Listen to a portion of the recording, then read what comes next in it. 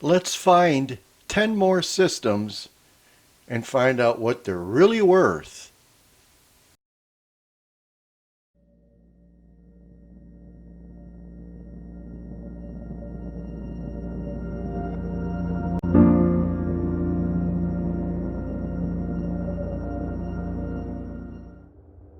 Welcome aboard, the Lady Lex. We're parked at the C-1715 system and we're orbiting around a Class 3 gas giant, which is fourth in the system, and we're parked right next to a high metal content world 4A. When I go exploring, I don't jump the maximum jump range of my ship, the Asp. There's so many systems I'll skip, and I'm not in a hurry to go anywhere. I mean, it's not like, okay, I need to be in Colonia in 12 jumps or whatever the heck it is.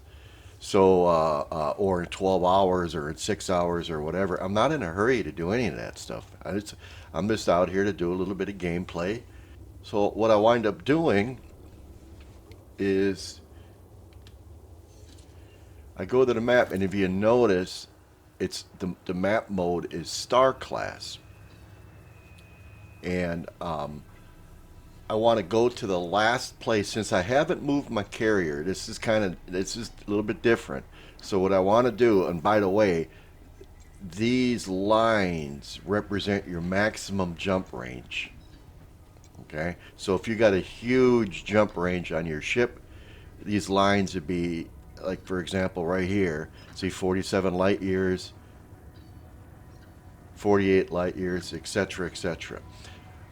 But I want to continue off at the last system that I was at. And to simply do that is, you see, right now I got it on Star Class. It's visited stars. And since I'm heading this way, off the beaten path, I don't want to go here on this line. That's the main meridian line. That will take you, all the way down. But that's where most folks travel. And I want to see right here.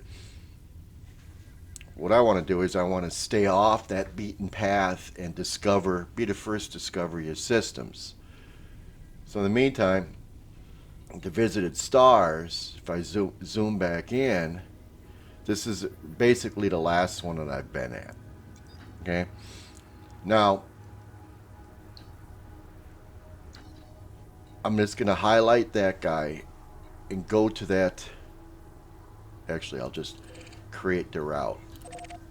Also, I have it on the fastest routes. When I get to here, I'll switch that to the economical. When I get there, I'll show you why. Welcome to the B-33 system. There's 2 stars, an asteroid belt, and a couple planets. Actually, 2 planets orbiting each other. They're twins. And my star mode, or my map mode, is still on visited stars. I need to change that to Star Class. Right there.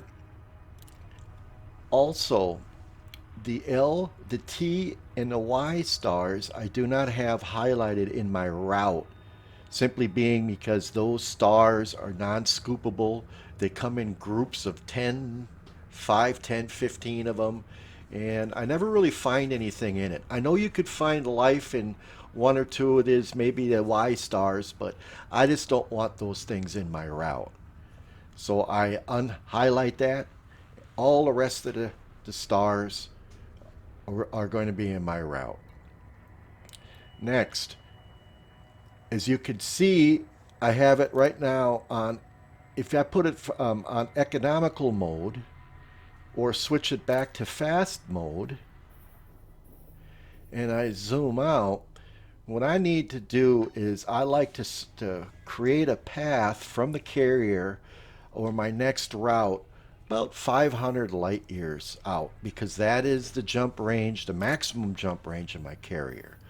And these grid squares, if I can, the larger squares are 100 light years, and the smaller ones are 10 light years. And I didn't really want to do that, but that's okay. Let me zoom back out and get back where I am before. So I'll plot a route about 500 or so light years, or a little less, from my carrier. And again, these squares are, small ones are 10 light years, and the larger ones, the lines themselves are parsecs, I guess you could call it, are 100 light years. So when I plot a route, I'll just start counting the lines. There, 100, 200, 300, see, and down. And I'll get to a point where I'm close to about 500 light years from the carrier position. I don't know why I'm doing this. And I'll go, it looks about right. We should be about 400 to 500 out. We are. And I'll just select any one. It doesn't really make that much of a difference. That's 408, I believe it was. And that's 409. That's fine. You got to add the 40 or so, that my position anyways. And since it's on the fastest route, the left screen, is you'll notice there's 6 jumps to the final destination, and I don't want the 6 jumps. I'll be skipping over too many systems. I really will. So I'm going to go back to the star class, or the galaxy map,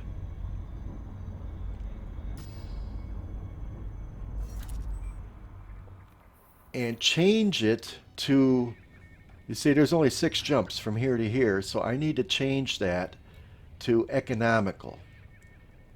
And voila, there's the route. That's one by one by one after the next one after the next one. They're usually 4, 5, 6 light years apart. And if you notice there's 61 jumps, and that's plenty of systems. Now, if you go to all 61, by the time you get into the 50s or so, you want to look for ringed planets, ring gas giants, things of that nature. Check those rings out so you could find your tritium for your fuel. Because that's what I normally do with my carrier, is I bring that guy out, park it next to the ring, and fuel for the tritium, and plan my next route. So that's just basically as simple as that on the routing. Let's take a look at the next 10 systems that I discovered.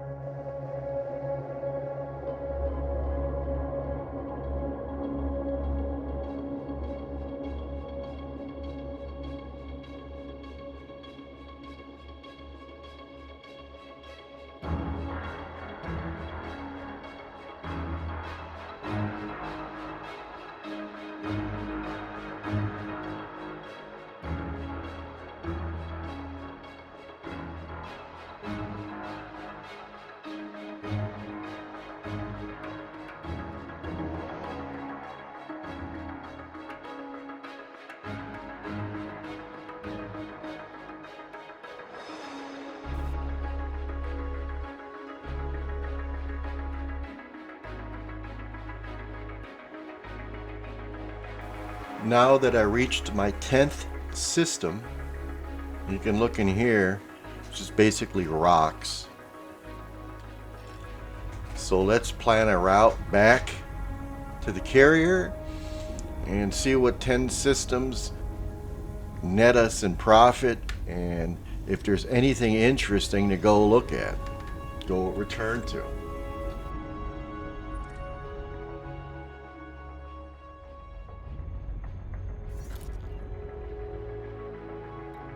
the carrier is always bookmarked right here, and it's just plot the route. But instead of, I want to go back this way, it should be just one jump. Maybe two, let's see. Oh, wrong one. It's two jumps. So I'll see you back at the carrier.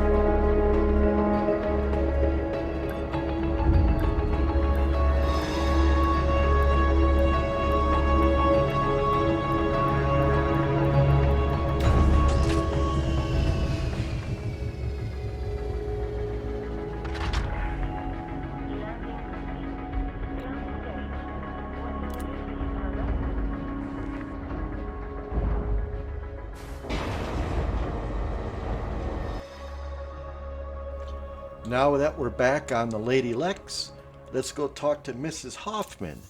She runs the cartography department. And let's see what she's going to give us. Exchange my data for cash. 800 grand or so for 10 systems. You got to remember one of them is where we started. That doesn't really count. And there's not that much offering for us here.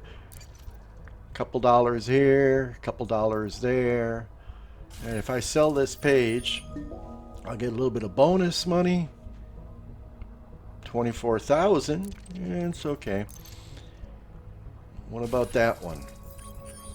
Well, let me see. Congratulations. I get a couple bucks.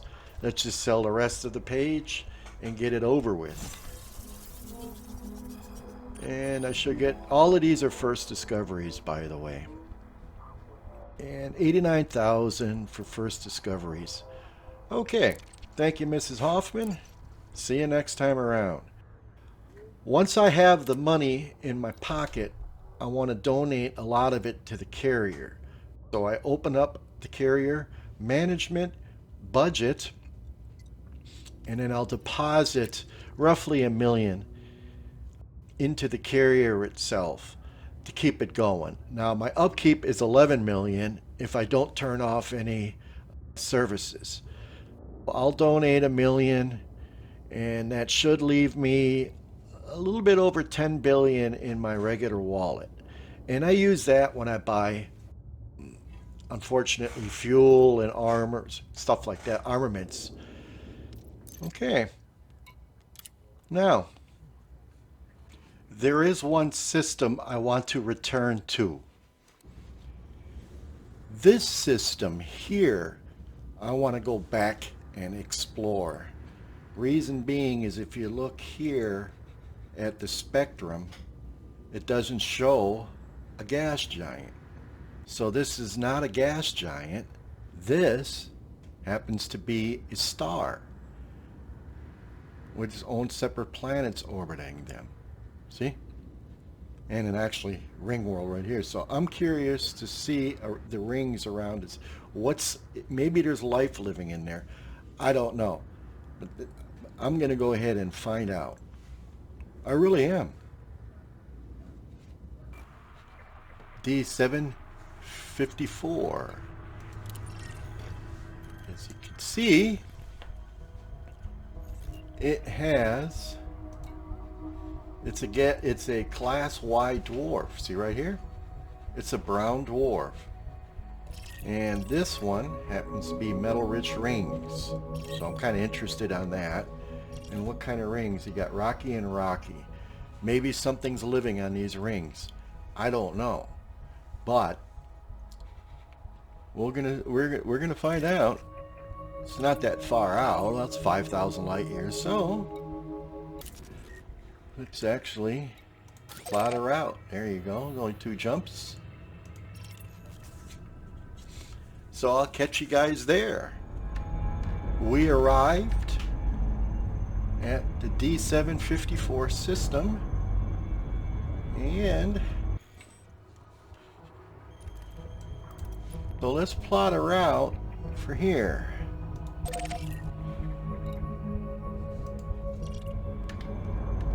It's 5,000 light seconds away. I'll bring you guys back.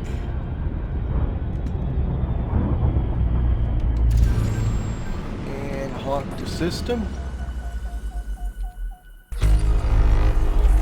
Okay, there's the 25 bodies, and if you still... That one right there is a brown dwarf star. See? Look at, if you can look at the bottom. But I want to look at those rings. See what's in there. Let's take a quick look. Let's turn the orbit lines back off. Flip on my scanner. Let's see what kind of goodies we got in here. Don't know.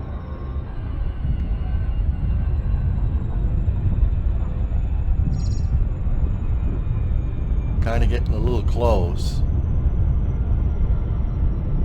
Because it's a star. I don't want to get too close. Oh, right there. Okay.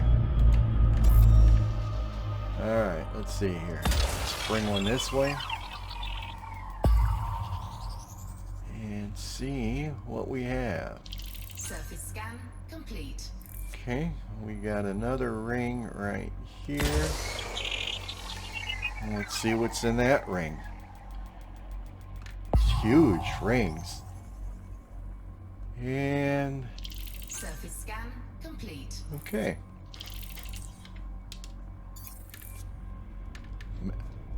Mesonoite. Benetote.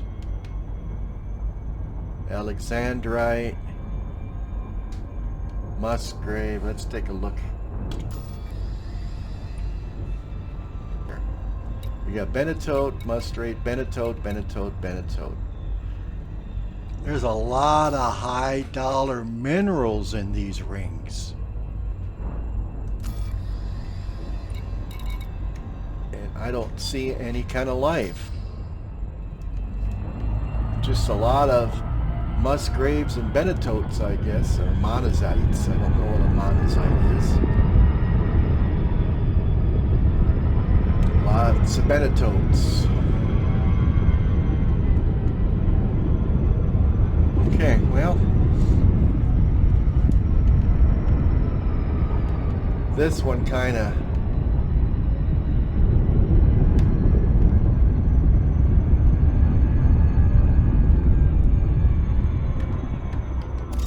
and nothing on the scanner off to the left down here. So, okay, what you want to do is you want to target this planet.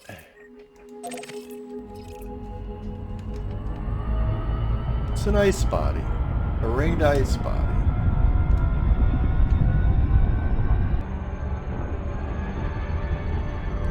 Okay. How many? 6 probes. 1, 2, 3, 4, and I'll throw 5 in there. That should take care of them. Yes, sir. Alright. I think I should have mapped the whole thing. Let me see. Surface scanned by 50%. Yeah, come on. Don't stop at 89. Okay, we got that. Surface scan complete. And then now let's hit the rings. Rings.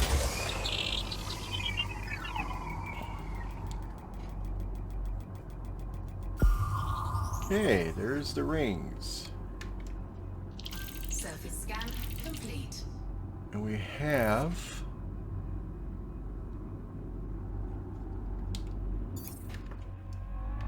painite, platinum, and moissanite. What is that? Moissanite. So we got ourselves a painite hotspot. Okay, and it's not so these painites on this one here, since it's metallic, metal rich. Let me see what the rings are. Oh, this ring here, these should be, yeah, they're metal rich. So to extract the painite, you need the drill laser thing, the rocket thing. Yes, you need that. Okay. Subsurface displacement missiles. What am I thinking? That is that. It's actually a nice planet. Let's go land on this planet. Is it a landable planet?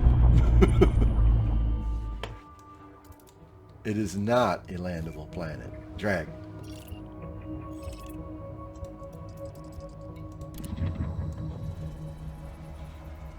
That's a landable planet. I haven't mapped that planet yet. Okay?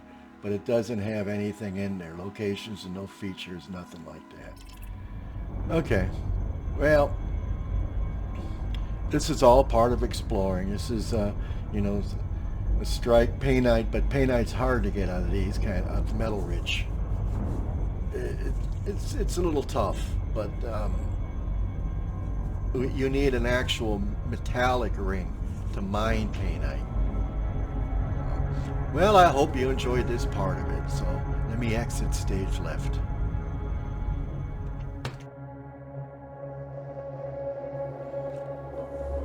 The whole purpose of this video is to show you when you go explore, most of the time, 99% of the time, you're going to run into systems exactly like these.